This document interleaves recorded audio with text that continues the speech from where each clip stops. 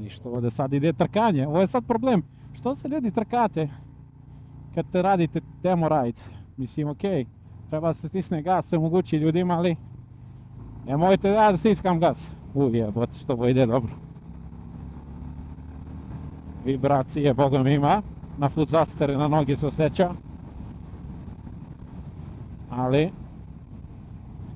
samo mi malo zvuka fali da bude onaj pravi Harley osjećaj.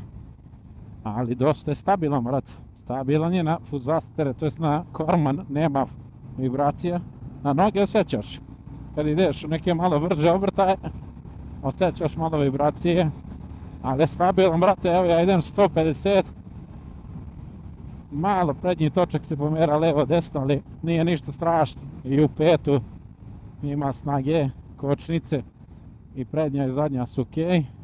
Motorno kočenje isto. Sad bukvalno u krivinu. Motor te sam tera da legneš, tako da to mi se sviđa.